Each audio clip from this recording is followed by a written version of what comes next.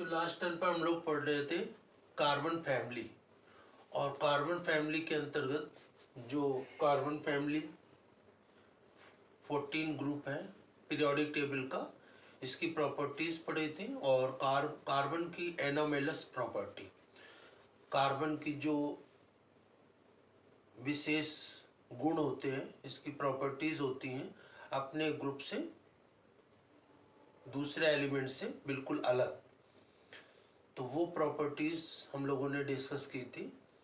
और इसमें कार्बन की इलेक्ट्रोनिगेटिविटी ज़्यादा होती है और साइज इसका छोटा होता है, जिसके कारण इसकी प्रॉपर्टीज इसके ग्रुप के जो दूसरे एलिमेंट होते हैं उससे डिफरेंट होती है।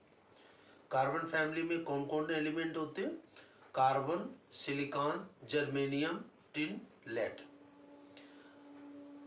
कार्बन की ग्रुप की प्रॉपर्टीज को स्टडी किया, इसकी एनोमेलस प्रॉपर्टीज को डिस्कस किया। और इसके पश्चात अब इसमें आगे हम लोग पढ़ते हैं जो कार्बन के दूसरे कंपाउंड हैं उनकी प्रॉपर्टीज क्या होती है। तो उसके अंतर्गत हम लोगों ने कार्बन के जो ऑक्साइड्स होते हैं, कार्बन मोनोऑक्साइड, कार्बन डाइऑक्साइड, इसको डिस्कस कर रहे थे। तो कार्बन मोनोऑक्साइड कैसे कैसे बनाया जाता है इसको हमने लास्ट टर्म पर डिस्कस किया था। किन किन प्रोसेस से, किन किन विधियों के द्वारा कार्बन मोनोऑक्साइड हम लोग बनाते हैं।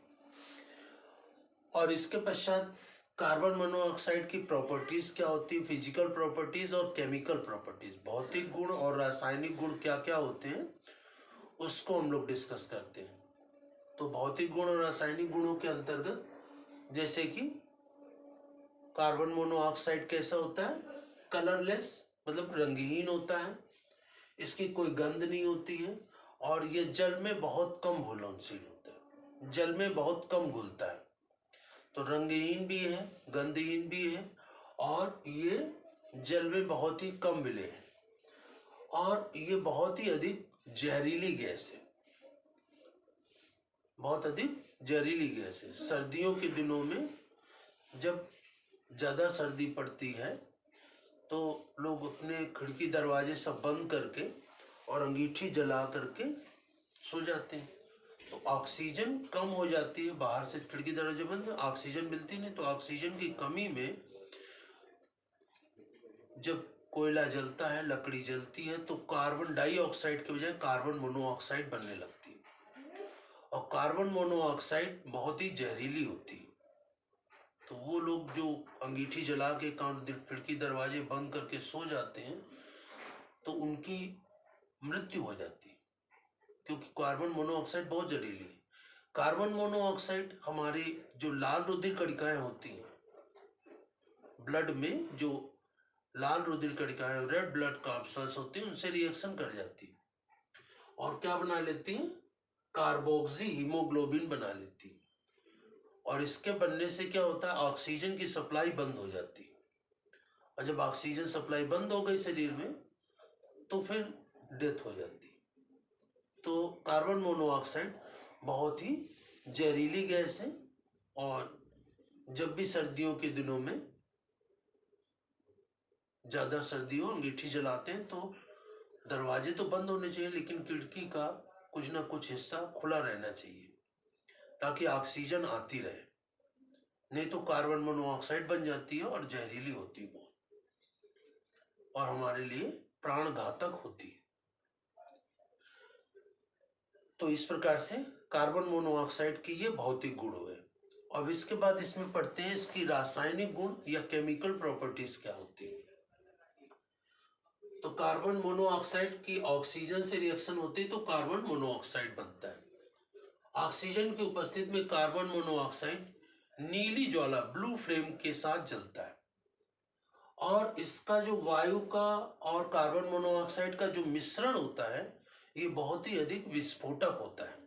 कार्बन मोनोऑक्साइड और ऑक्सीजन का मिश्रण बहुत अधिक विस्फोटक होता है। इसके पश्चात कार्बन मोनोऑक्साइड और क्लोरीन की क्रिया होती है। कार्बन मोनोऑक्साइड और क्लोरीन की क्रिया से COCl2 बनता है। COCl2 ये कार्बोनिल क्लोराइड है, COCl2 कार्बोनिल क्लोराइड है। और ये भी, इसको हम कार्बोनिल क्लोराइड को फॉस्जीन गैस भी कहते हैं, और ये भी बहुत अधिक जहरीली होती है, फॉस्जीन गैस। तो कार्बन मोनोऑक्साइड की क्लोरीन से रिएक्शन कराई जाती है तो फॉस्जीन गैस बनती है, और फॉस्जीन गैस या कार्बोनिल क्लोराइड बहुत ही जहरीली गैस है। इसका उपयोग युद्ध में किया जाता है। जब एक देश का दूसरे देश से युद्ध होता है तो उसमें फॉस्जीन गैस का या कार्बोनिल क्लोराइड का उपयोग किया जाता है। तो इसे वॉर गैस या युद्ध गैस भी कहते हैं। कार्बोनिल क्लोराइड या फॉस्जीन गैस को युद्ध गैस या वॉर गैस भी कहा जाता है। तो ये भी बहुत अधिक जहरीली होती है फॉस्जीन गैस। कार्बन मोनोऑक्साइड की सल्फर से रिएक्शन कराते हैं तो COS या कार्बोनिल सल्फाइड का निर्माण होता है। इसी प्रकार से निकल की रिएक्शन कार्बन मोनोऑक्साइड से कराते हैं तो NiCO का होल 4 बनता है या निकल टेट्रा कार्बोनिल बनता है। 4 लगा है तो 4 को बोलते हैं टेट्रा, तो निकल टेट्रा कार्बोनिल बनता है। जिंक ऑक्साइड की रिएक्शन कार्बन मोनोऑक्साइड से कराते हैं तो जिंक अलग हो जाती है और कार्बन डाइऑक्साइड गैस बनती है। इसी प्रकार से कॉपर ऑक्साइड की रिएक्शन कार्बन मोनोऑक्साइड से कराते हैं तो लेड अलग हो जाता है और कार्बन डाइऑक्साइड गैस प्राप्त होती है। इसी प्रकार से I2O5 आयोडीन पेंटा ऑक्साइड, आयोडीन पेंटा ऑक्साइड की रिएक्शन कार्बन मोनोऑक्साइड से कराते हैं तो आयोडीन अलग हो जाती है, आयोडीन प्राप्त होती है और कार्बन डाइऑक्साइड गैस प्राप्त होती है। और सोडियम हाइड्रोक्साइड से कराते हैं कार्बन मोनोऑक्साइड की तो ये सोडियम फॉर्मेट प्राप्त होता है, SCOO सोडियम फॉर्मेट। तो इस प्रकार से कार्बन मोनोऑक्साइड जो कि कार्बन का एक ऑक्साइड है, कार्बन मोनोऑक्साइड, इसकी भौतिक गुण या फिजिकल प्रॉपर्टीज कौन कौन सी होती है वो हम लोगों ने पढ़ ली, और केमिकल प्रॉपर्टीज क्या होती हैं कार्बन मोनोऑक्साइड की वो हम लोगों ने डिस्कस कर ली। और इसके पश्चात जो कार्बन है इनमें दो मुख्य चीजें, 2-3 चीजें मुख्य रूप से याद रखेंगे कि कार्बन मोनोऑक्साइड बहुत ही अधिक जहरीली होती है। जब कोयला या लकड़ी को वायु की कमी में जलाते हैं तो कार्बन मोनोऑक्साइड गैस बनती है, और कार्बन मोनोऑक्साइड बहुत ही जहरीली होती है। ये हमारे शरीर में अगर पहुंच जाती है कार्बन मोनोऑक्साइड तो शरीर के अंदर जा करके फेफड़ों में एब्जॉर्ब हो जाती है, लंग्स में एब्जॉर्ब हो जाती है, और एब्जॉर्ब होने के बाद, अवशोषित होने के बाद इसकी रिएक्शन हीमोग्लोबिन से हो जाती है और कार्बोक्सिल हीमोग्लोबिन बन जाता है। और इसके बनने के बाद शरीर में ऑक्सीजन की सप्लाई रुक जाती है और जिसके कारण मृत्यु हो जाती है। तो कार्बन मोनोऑक्साइड मनुष्य के लिए प्राणघातक होती है।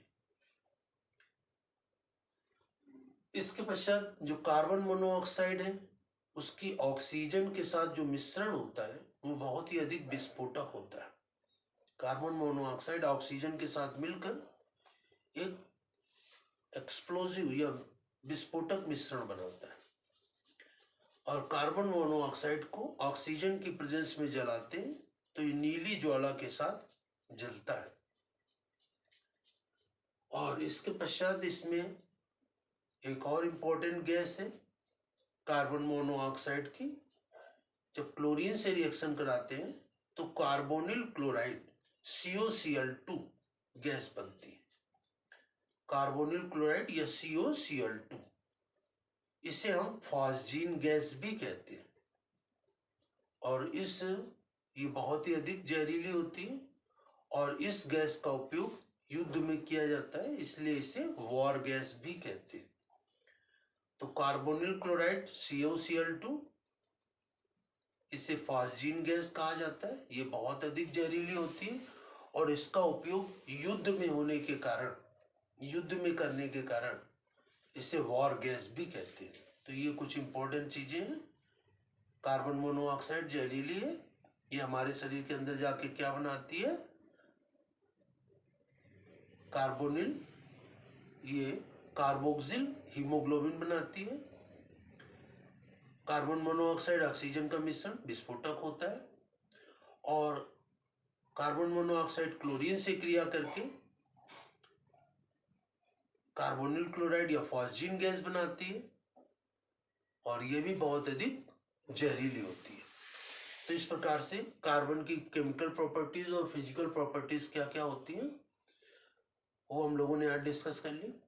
और इसके पश्चात इसका जो कार्बन मोनोऑक्साइड की टेस्टिंग है और इसके यूजेस हैं और उसके बारे में हम लोग नेक्स्ट टर्न पर डिस्कस करेंगे। धन्यवाद।